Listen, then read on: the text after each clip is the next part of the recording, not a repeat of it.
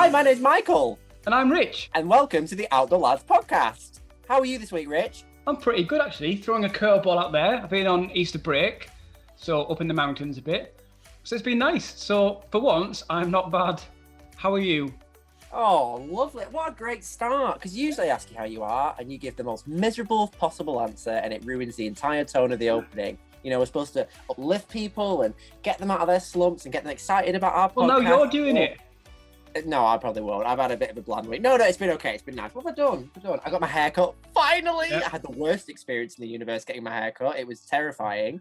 The man was insane. He was fantastic. He's done a really good job, but he kind of, at one point, just grabbed my head and, like, threw it in 6 different directions and did a cut every time. And then was like, there you go. That's the top done. And I actually texted you before I went into the haircut. And I texted you when I came out of the haircut, and it had been 8 minutes between the texts. And I'm quite happy with it. I put a little selfie on Insta, and it went quite well. So, are you excited for our guest this week? I can't wait for our guest this week. I'm very excited. I mean, I've loved our Splendor of ODL guests, but we've actually started to go a little bit out of the box, haven't we? So yeah, it was very, very hard to find inspirational LGBT sort of mountaineers and outdoor people, which kind of brought it home. Actually, this is going to sound a bit cheesy, but kind of brought it home how much Outdoor Lads has kind of inspired me a bit, because I was like, actually, there's no one, when I was younger, there was no LGBT people like in the Olympics. Not that I could do an Olympic sport anyway, but you know, there was no one out there who's very visible, who's doing something I knew I would maybe enjoy. It's a really difficult topic with LGBT in sports, isn't it? Like, it's not one that I'm incredibly sort of read up on, but I know that there's a lot of negativity around it in lots of ways. So when you see someone like our guest coming up today, who's gone and done something really positive with being a member of the LGBTQ plus community and taking it into a sport and taking it into the wilderness in an absolutely incredible way, it's really exciting. So you're right, it gives more role models. I'm sometimes jealous of the children that are growing up now, because they've got so much, you know, they've got so many more role models to look up to in the community. We think it's much harder for people in team sports, I think, to come out, because it's a different dynamic. Whereas individual sports, you'd think there'd be more individuals coming out to, you know, a bit more visible then. I think like Tom Daly, or in fact, it's probably the only person I can think of, actually. This has not been going very well. But I know there's like lots of rugby players who've come out and things. So but you know, LGBT-wise, in climbers and mountaineering, I couldn't tell you many people. So I did have to research. And our guest, who's Cason Crane, is going to come on soon, he kind of came up straight away. And immediately I was like, he's exactly the person we want. He is, you know, he's very visible. He's done the 7 summits around the world, so the highest summits in each of the 7 continents. And was very visible as it. Did a lot of charity money raising at the same time. So I'm excited. I'm very excited. It's going to be good. But thank you so much for coming on. We're really excited. Thanks for having me. I'm pumped to be here. We were saying slightly earlier on that there isn't really many LGBT people out there to look at or to kind of talk to.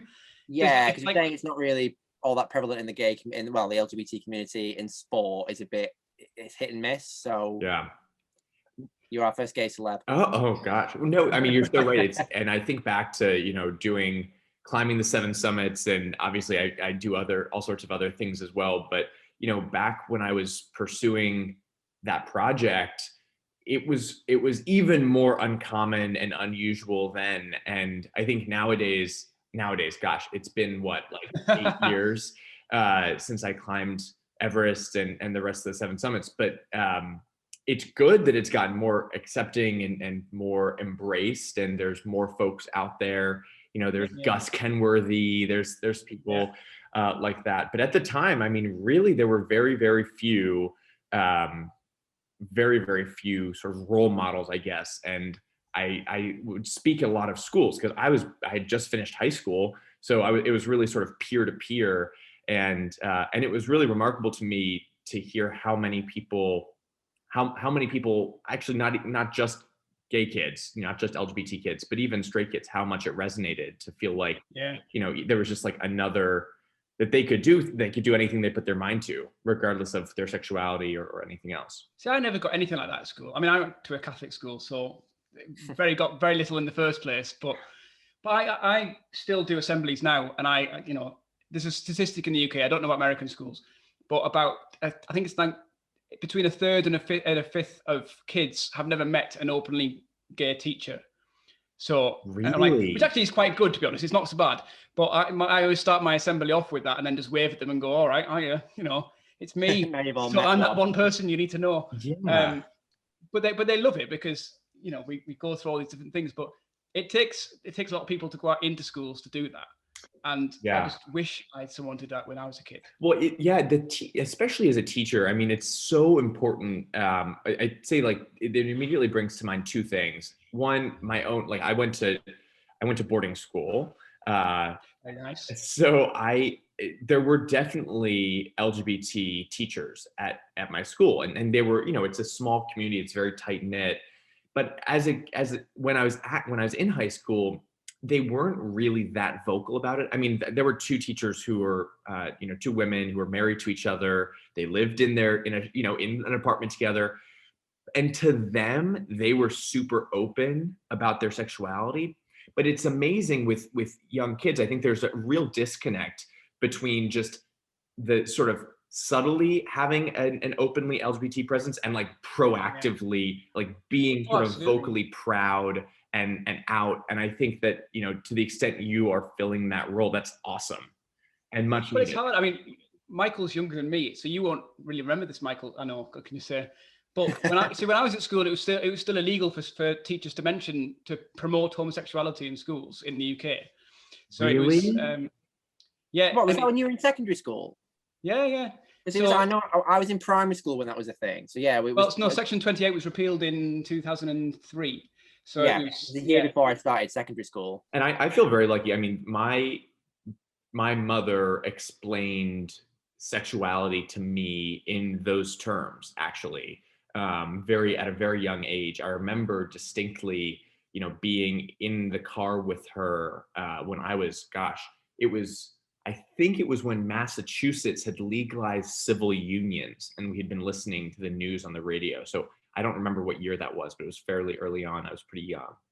And she explained that it was just about, loving whoever you love, like loving whoever you love, regardless of their gender. And I think so. I feel very, very lucky that was how it was first explained to me, because from the get-go, it was about love, and it was about, our finding a life partner, and not actually about the physical side as much, though of course that is an important part of sexuality. It was not how it was explained to me, and I feel very grateful that that's how it happened.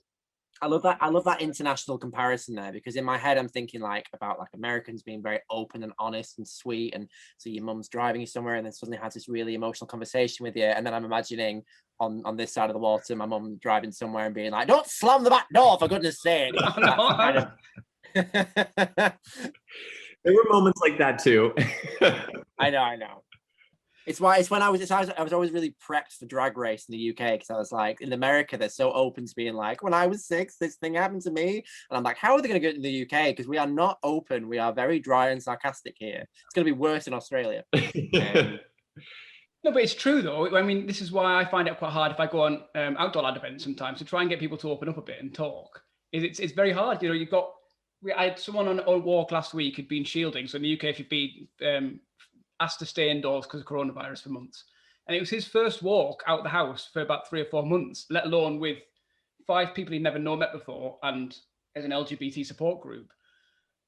And it was quite hard to kind of tease things out of him a bit, because we are so not used to talking about our emotions. And it's, that's why I like walking, because it's quite good to open up on a walk, because you're not sat across a table, you're not staring at someone. You kind of just, you've got that neutral space in front of you can walk and talk into. So you're right. There is something really weird about, I mean, like I said, I've sung in gay choirs and all that sort of stuff, and had chances to have a chat with someone at the pub afterwards. But there's something about doing, climbing or walking, because you're not forced to sit down across from someone and make eye contact with them. you almost share more about what you're getting up to. Sometimes someone's halfway up a wall and you're still talking, and there's a point when I have to look down and go, I'm gonna have to stop talking now because I really need to concentrate on this climb. But I am telling you about like a heartbreak of mine from years ago. And there's just something about like doing that activity with people that really allows you to open up and talk about things. I think you're so right. It's you know, in some way it's actually, it's a better, I think some people experience that when they're driving as well. It can be like there's a distraction that allows you to actually open up more. And I think the outdoors does that to an even greater degree. I mean, there's just this like, I think there's this sort of profoundness of being out in nature and surrounded by the incredible beauty of the world that puts our lives into perspective and allows us to sort of feel comfortable and feel like there's less pressure on the what could be a very kind of wrought or, you know, excessively intimate engagement, and instead can be softened a little bit by that by the setting. I love the reference to driving in that, because I always think about, and again, I'm just being offensive to America here, but in American dramas, whenever there's two people driving in a car, the one that's driving is always talking to the one and making eye contact with them and just not looking at the road. They're just looking. It stresses me out so much. So much. Every time I watch a movie and they're doing that, I'm like, oh my God, they're going to die in a car accident. They're going to die. Yeah, there's a car crash. There's an episode of Grey's Anatomy where they finally have a car crash. And I'm like, good, you deserved it because you weren't watching the road. You should have crashed that car. Truly driving does terrify me. Like, you know, I as an outdoorsy person, like I'm hyper aware of risk. Like being in the mountains, like you have to be hyper aware of risk and risk conscious all the time. And I am truly, I was driving the other day from New York back to my parents' house in New Jersey, and it was raining and the visibility was terrible. And there were people driving without their lights on.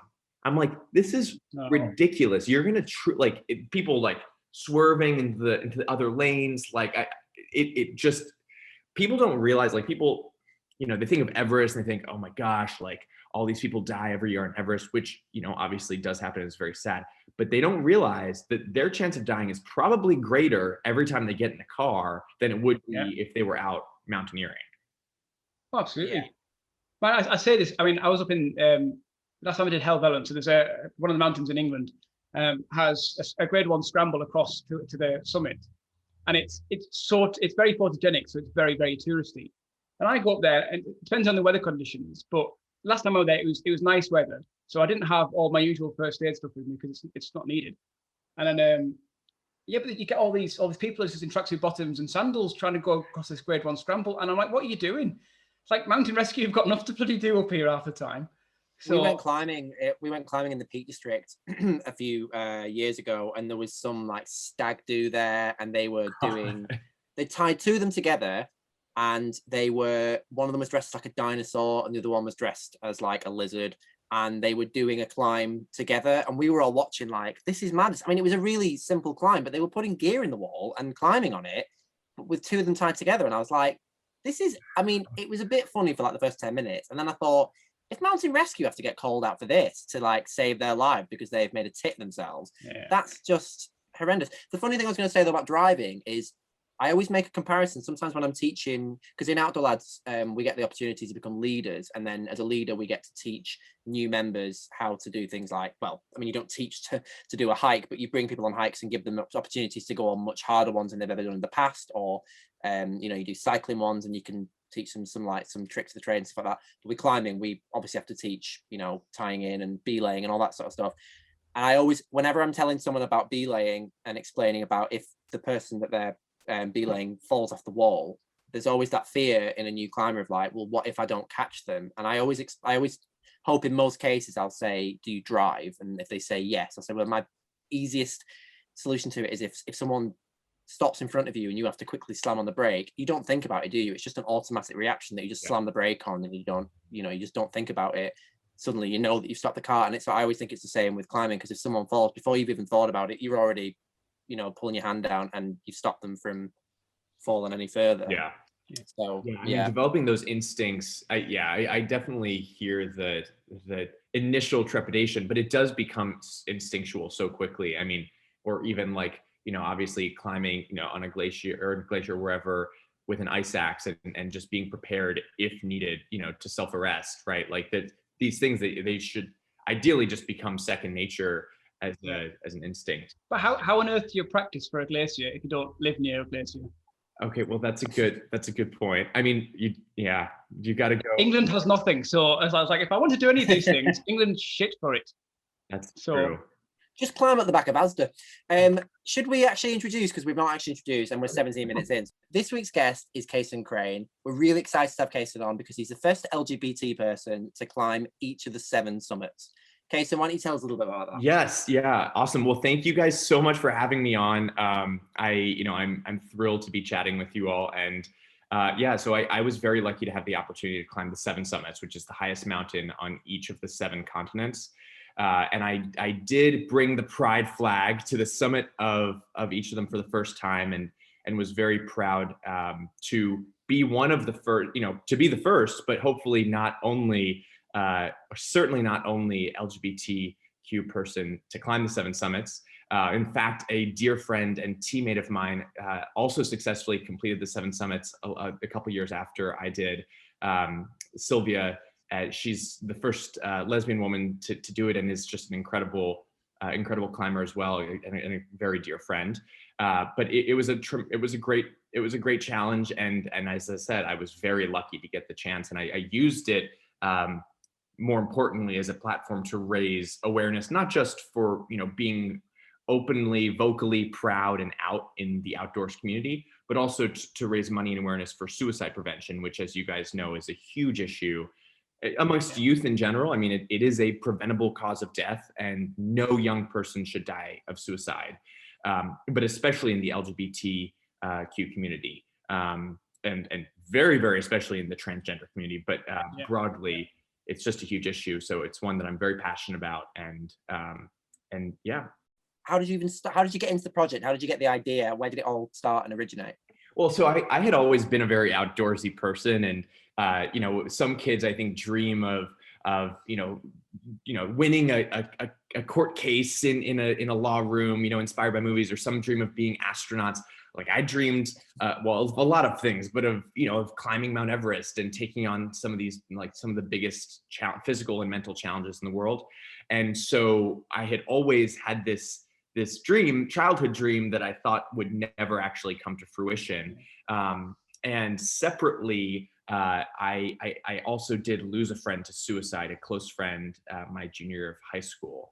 And the combination of those two things really was that was the genesis for the Rainbow Summits project, because I felt like this was a chance to draw parallels between what it's like to climb a mountain, the act of breaking down a seemingly insurmountable challenge into smaller, more bite-sized chunks, and taking it one step at a time, and what it's like to grow up as a young person today, and especially as a young LGBT person, and the challenges that people in our community face growing up, and dealing with bullying, dealing with homophobia, dealing with potentially families or parents that don't accept them and or kick them out. And so I wanted to combine those two. And so after I finished high school, I set out and I started this journey and raised a lot of money and awareness for a great nonprofit based in the US called the Trevor Project. Because obviously the motivation's there when you're young. How did you know you were like physically and mentally ready to go and do this ridiculous challenge at that age? Because, for me, like going climbing, being scared of heights, it was like, it took me 10 years to even get towards a climbing wall because I thought I wasn't ready, let alone anything like that. So I'd say there's a couple things. Number one, I grew up in a family that we were pushed out of our comfort zone at an early age, very often. My mother in particular was determined to make us very comfortable at being uncomfortable, comfortable with being uncomfortable. And so that ranged from, having the opportunity and privilege to travel around the world, not in sort of luxury hotels, but, backpacking, or horseback riding across Mongolia from Siberia to the Gobi Desert, or, backpacking through Iran, or, it really ran the gamut. But you're really ruining my memories of my holidays in Butlins, I've got to say. You're really dampening my camping experience in Haven Holiday in the UK. But sorry, go on. Well, I was very lucky. Honestly, I was so lucky, and it's definitely is not everyone's cup of tea. But I ended up studying history at university, and it have a sort of insatiable curiosity for understanding and connecting with people and learning history in all places in the world. So that was a big part of it. But the other thing was actually coincidental. I was actually climbing. And my sort of climbing coach and mentor turned to me at one point and said, "Cason, remind me, when are you climbing Everest again?" And I was like, that matter of factly. Yeah. And I was like, "What are you talking about, Lydia?" And she's like, "Oh, I thought you said you were climbing Everest." And I was like, I can't climb Everest. Are you kidding me? No way could I climb Everest. And she's like, "What are you talking about? You definitely can climb Everest. That's not like, what are you talking about? There's no doubt in my mind you could climb it." And that conversation, that sort of totally coincidental conversation, was a really big factor in, this is someone who, she was the first woman to climb Everest without supplemental oxygen. So she was an experienced. Oh, wow, okay.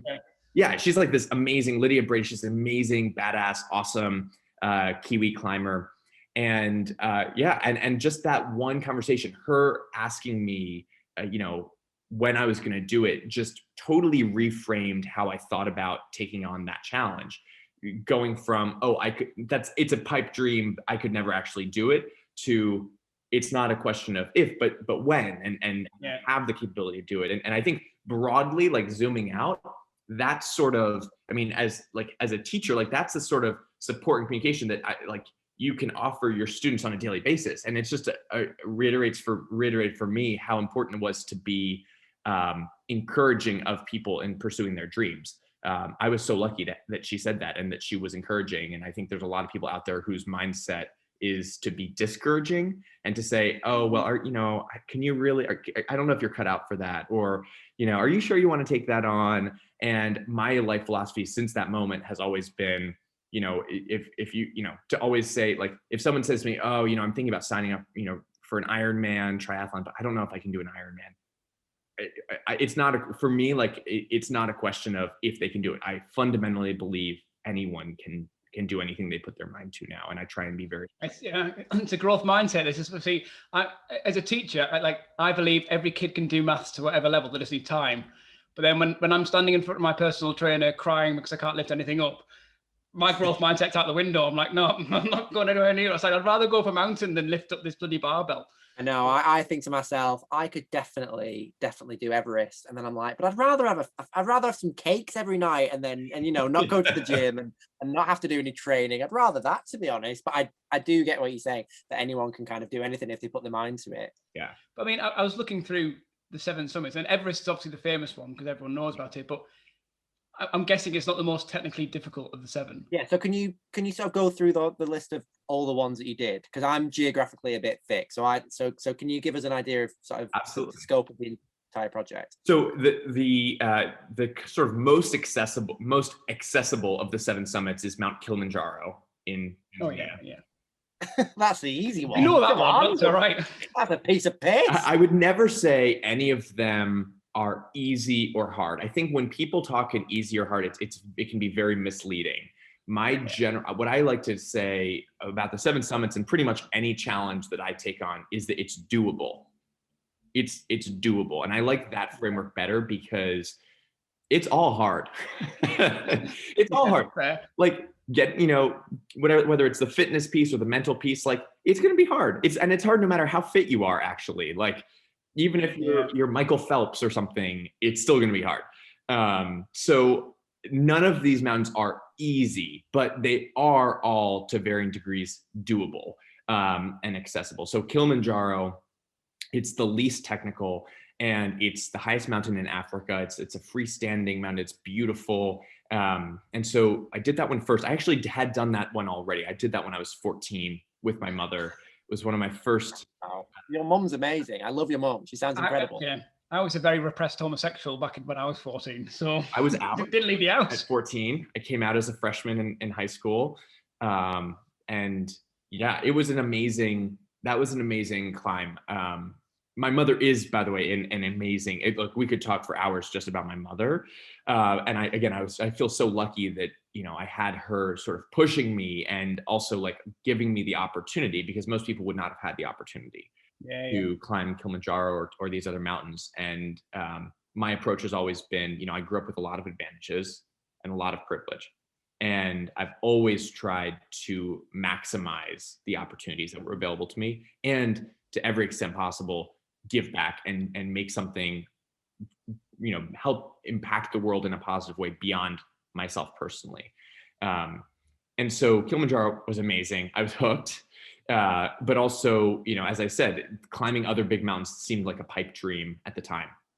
So after I had this conversation with Lydia, my climbing coach and mentor, I then set off to test myself and see whether I could do it. So I climbed Mount Aconcagua in Argentina, which is the highest mountain outside of Asia.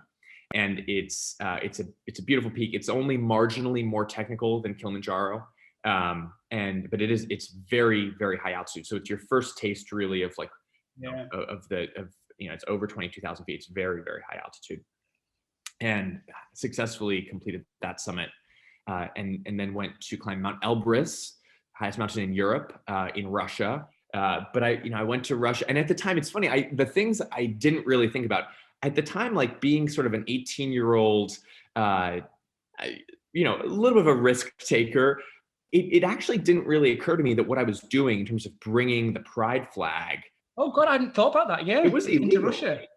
Russia. Yeah. God, yeah. And I, in retrospect, I kind of wish I'd like made more of a big deal about that. I think like I was sort of had a little bit of tunnel vision, focused on the Trevor Project and suicide prevention, and I wasn't as fully, I guess, cognizant of the, that I could have actually potentially had an even greater impact had I made that more visible. But so I climbed Mount Elbrus in Russia, and then went. I mean, Putin looks like he struggles to get on and off a horse, so I doubt he's going to chase you up a mountain, to be quite honest. But sorry, carry on. Well, yeah, there wasn't, there certainly weren't sort of Russian police up at the summit of Mount Elbrus to take it down. But it was crazy because I connected in Moscow on the way back, and I had a night there, and I met up with some local LGBT folks, and I was talking with the guy who organized it, walking along the street.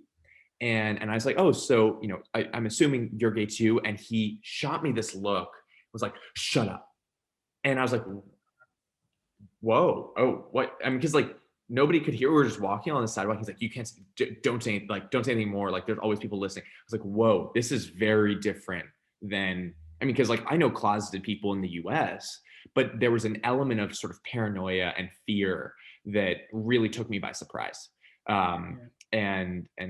Yeah, so that was pretty jarring, I think, and was an interesting sort of learning moment for me about the challenges, because of course there are plenty of challenges in the US, but also they can be magnified in other communities, obviously, where it's even less accepted. So then I climbed Denali in Alaska. That's the highest mountain in North America. It's a beautiful and very physically draining and physically rigorous peak. It's the longest by distance of the 7 summits. And it's very much, I think like I climbed all of these mountains with a team. I'm a very team-oriented person, and I wasn't trying to go and solo any of these. I mean, a big part of the message was finding your team, like finding your team in life, and recognizing that, having even one accepting and supportive person in a young LGBT kid's life reduces their likelihood of suicide by 40%. And so I was a big believer in team, and very, very grateful to have fantastic teams throughout all of these climbs. But on Denali, everyone on the team, like it's a big load, physically big load. You're carrying 80 pounds on your back. You're dragging a sled with another 60 to 80 pounds. You're carrying all of your food and fuel and gear, obviously, for what could be up to a month on the mountain.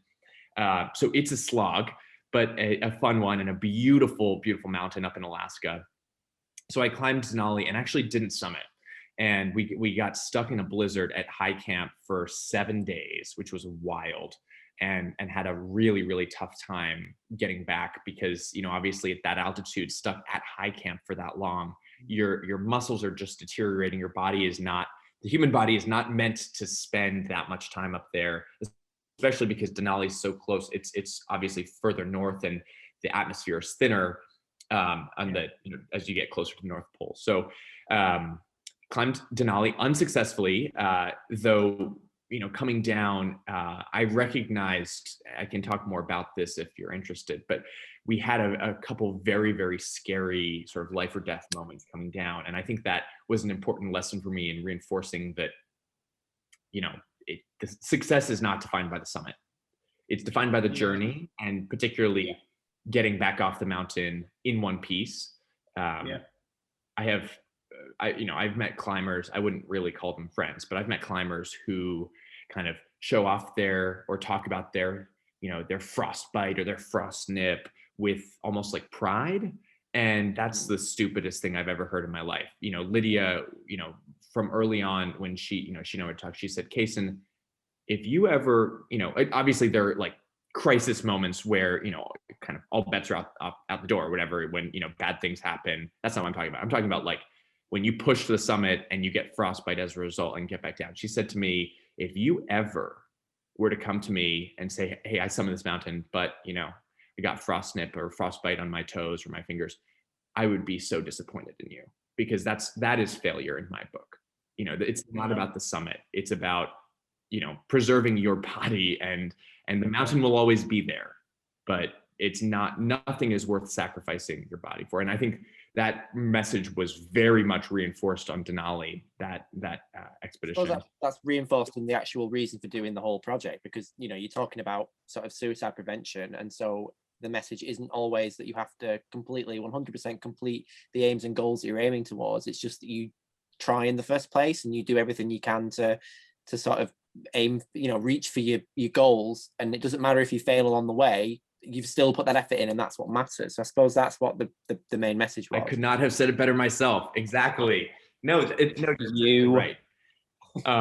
And also, I think just the importance of recognizing that any short-term challenge or short-term goal, even if it doesn't feel like it's met at the time, it doesn't mean we should always be sort of adjusting our definition of success. Because being too attached to a single definition, it can just lead to you have to be flexible about it. So I climbed Mount Karsten's Pyramid after that. So there's two mountains in sort of the Australia-Oceania continent that are each vying